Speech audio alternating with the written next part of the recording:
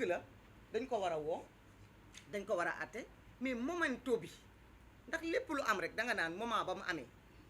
ndaxte nag foog naa 2021 ak léegi yàgg na dara lan moo tax moment bii tey looloo teyal xelu sénégalais yi di teyal xelu sénégalais yi mooy lu tax ñu choisir moment tey bi pour woo ci Ousmane Sonko mi nga xam ne boobu ba léegi mu ngi naan woo leen ma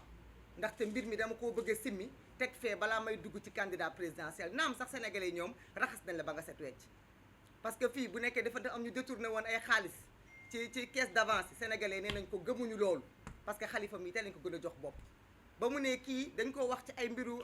mœurs sénégalais yi tey lañ ko gën a jox bopp parce que dañoo jël lavé loolu jël plus de 83 députés ko suñu loxo kon sénégalais yi ñoom beaucoup d'eau a coulé sur les ponts waaye tey li am mooy depuis 3 semaines gis ngeen persécution bi am ci nemmeeku tur bi nga xamante ne Pastef mu ngi koy def ak leader am gis ngeen même violence yi nga xamante ne dem na ba am ci ba ay nit ñu leen ci songu di kar ay convoi loolu yépp ci xatum xolu président Macky Sall lay amee waaye nag ñu koy araftu di ko wax ne ko 2021 li amoon naam dañoo wax ni ñoom nit ñi dañoo xiifoon ak nit ñi dañoo maroon ndax dara jotuwu ko politique dara jotuwu ko soulèvement populaire man de li ma xam te ñun ñëpp ñu xam ko te gis ko itam ci suñu élection yi passé mooy xale yi Sénégal ndawu Sénégal ñoom ñoo jóg taxaw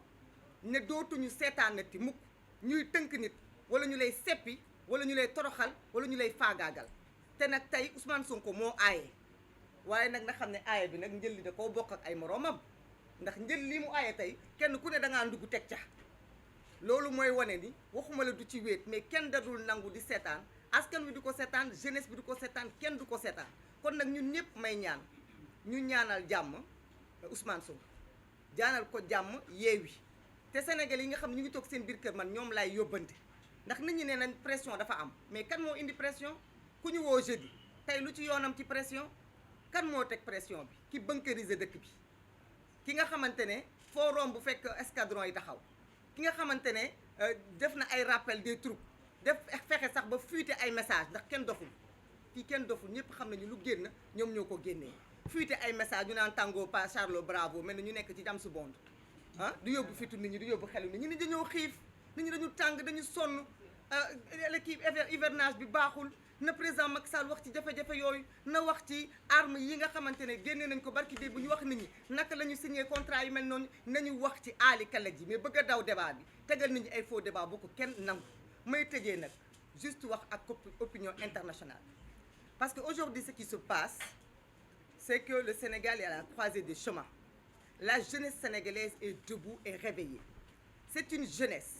qui a tellement subi, qui a tellement vécu et qui, même de son jeune âge, ne peut plus accepter de vivre de l'injustice sans réagir. On dit que cette jeunesse est sans espoir. On dit que cette jeunesse n'a pas de formation, elle n'a pas d'avenir. Cette jeunesse ne peut même plus émigrer parce que quand elle essaye, elle meurt dans les eaux parce que tout simplement par manque de secours. Aujourd'hui, c'est cette jeunesse qui a décidé de se mobiliser, dont le PASTEF, dont le Yewwi Askan Wi. Et c'est cette jeunesse qui n'acceptera pas le sacrifice de Ousmane Sonko. Donc j'appelle l'opinion internationale à faire de leur mieux pour demander à président Macky Sall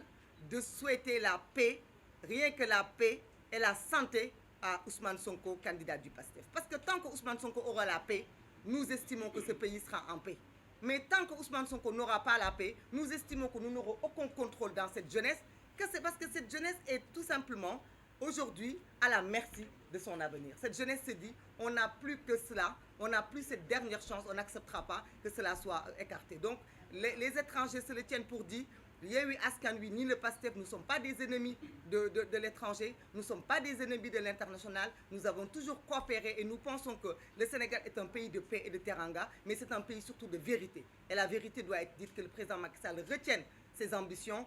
organise des élections, quitte le pouvoir parce qu'il est arrivé à la limite et que cette méchanceté gratuite dont il fait preuve, qu'il l'arrête parce que de toute façon, ça ne sera plus accepté. Merci beaucoup.